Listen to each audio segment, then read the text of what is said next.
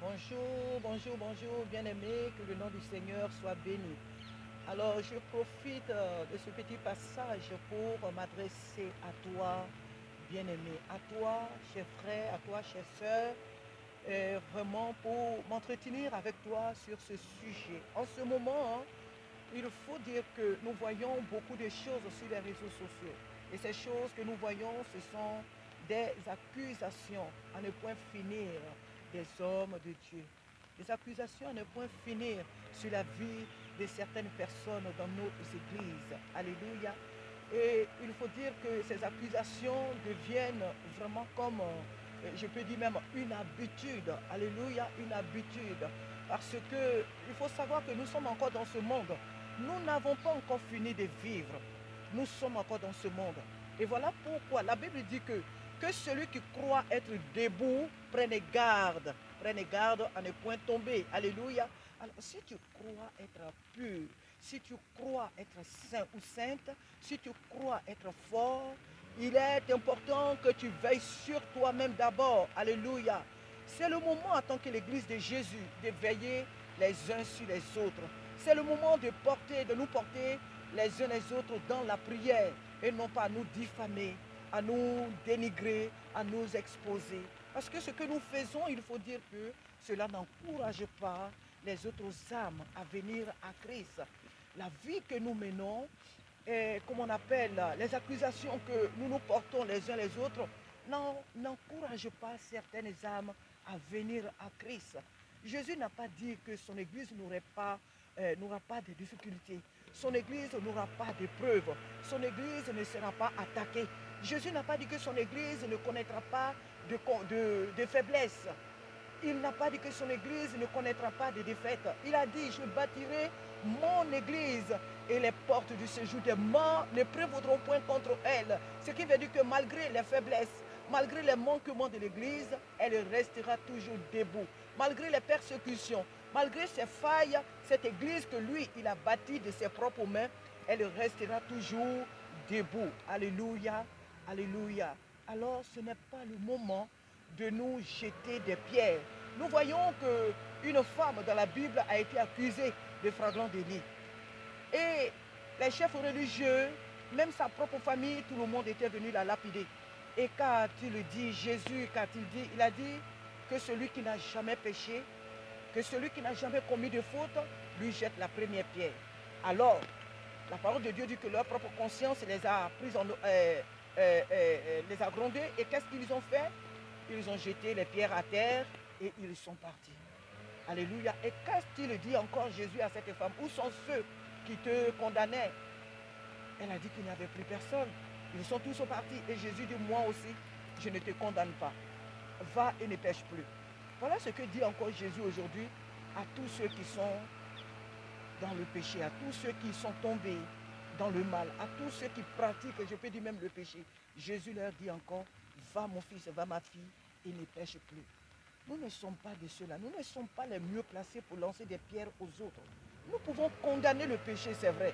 Nous pouvons, c'est vrai, exposer quelquefois ce que font les autres qui n'est pas bien. Nous pouvons exposer leurs actes, c'est vrai. Mais il ne faudrait pas que cela soit comme une habitude.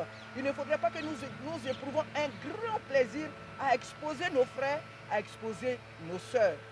Cela ne vient pas de Dieu. Alléluia. Parce que la Bible a dit quoi? Que si ton frère a fait quelque chose, si ta soeur a fait quelque chose, va vers lui. De mauvais, alors va d'abord vers lui, va discuter avec lui.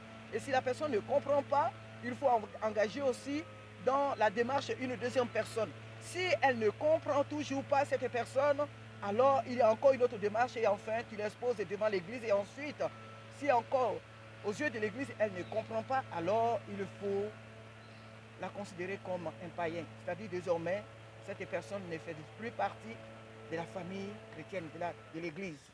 Donc il faut la considérer comme un non converti. Tant que ces démarches-là ne sont pas entreprises, il ne faut pas se donner un grand plaisir chaque fois à lancer des pierres aux bien-aimés. Il faut éviter cela. Vous qui voyez des francs-maçons partout, n'oubliez pas que Dieu les aime. Parce que aussi, il faut dire que ce sont ces francs-maçons-là qui ont créé des supermarchés. des grandes entreprises où nous travaillons. Ce sont ces formations-là qui ont construit des grands bâtiments dans lesquels nous vivons. Oh, je ne dis pas que c'est pour cela que Dieu les aime, non. Mais ils ne font pas que, ces personnes ne font pas que des mauvaises choses. Donc nous devons prier pour que ces personnes viennent à Jésus. Et ne pas tout le temps rester là, tel pasteur s'élève là, oui, c'est une franc-maçon. Tel pasteur fait telle chose, c'est une franc-maçon. Nous voyons les francs-maçons à tout bout de chemin, nous voyons des francs-maçons partout. Il faut éviter cela. Il faut vraiment éviter chaque fois ces accusations bien-aimées qui n'ont ni tête ni queue. Nous ne connaissons pas l'intimité de ces personnes avec Dieu. Nous ne connaissons pas leur alliance avec Dieu. Alors il faut éviter chaque fois de les rabaisser. Notre manière d'agir, la manière dont certains d'entre nous agissent sur les réseaux sociaux, les accusations et les blâmes dont ils portent aux hommes de Dieu n'encouragent pas certaines âmes à venir à Christ. Or, celui qui n'assemble pas disperse. Et celui qui disperse ou celle qui disperse n'est pas de Dieu. Alléluia. C'est le moment de nous couvrir. C'est le moment de nous supporter les uns les autres. C'est le moment de prier les uns pour les autres. Alléluia. Il n'est pas chaque fois nous exposer aux yeux du monde. L'Église doit être unie parce que le Père, le Fils et le Saint-Esprit sont unis. Quiconque aide l'Église doit chercher l'unité et non la dispersion ni la division. Alléluia. Alléluia. Si dans une église où tu vois quelque chose s'est passé et que tu veux partir de cette église, tu es libre de partir. Mais tu ne dois pas te mettre dans une position de dénigrement, dans une position de diffamation, dans une position de haine. Alléluia. Parce qu'en Christ, nous sommes tous des frères et sœurs. Nous ne sommes pas les ennemis des uns des autres. Non, nous sommes tous des frères et sœurs. Amen. Alors j'aimerais t'encourager, bien-aimé, à prier pour ce pasteur, à prier pour cette servante de Dieu, à prier pour ce frère, à prier pour cette sœur et non pas les diffamer chaque fois et non pas les exposer chaque fois sur les réseaux sociaux. Jésus revient. Jésus revient. Beaucoup sont même dans nos églises. Apparemment, elles ne font pas des choses qui sautent aux yeux de tous, mais Dieu voit dans l'intimité de chacun de nous. Toi, tu n'es pas franc-maçon, mais cependant, tu passes ton temps à calomnier. Toi, tu n'es pas impudique, mais cependant, tu passes ton temps à voler dans ton travail. Les effets de ton travail, tu les apportes chaque fois chez toi, alors que cela n'est pas bien. Ce sont le matériel de ton outil de travail. Mais ces choses-là, tu les caches dans ton sac. Deux fois, tu viens chez toi à la maison avec. Et donc, tu voles. Et peut-être que toi, tu ne voles pas. Mais il y a beaucoup de choses que tu fais qui ne sont pas la gloire de Dieu. Chacun doit déchirer ses propres vêtements. Alléluia. Chacun doit déchirer son propre cœur, regarder à l'intérieur ce qui ne convient pas au Saint-Esprit. Alléluia. Et non pas chaque jour chercher dans la vie des autres pourquoi telle chose, pourquoi si telle personne a baillé, c'est parce qu'elle a fait ça. Si telle personne a fait ça, c'est parce que. Nous sommes encore dans ce monde. On n'est pas encore allé au ciel. Alléluia. Au ciel, il n'y a pas de péché. Sur cette terre, mon frère, ma soeur, il y a encore beaucoup de combats que nous devons mener sur cette terre. Alors ne nous moquons pas de celui qui est tombé aujourd'hui. Demain, il peut se relever et courir encore mieux que toi qui le critiques. Celle qui est tombée, elle peut un jour se relever et courir encore pour servir, pour honorer Dieu.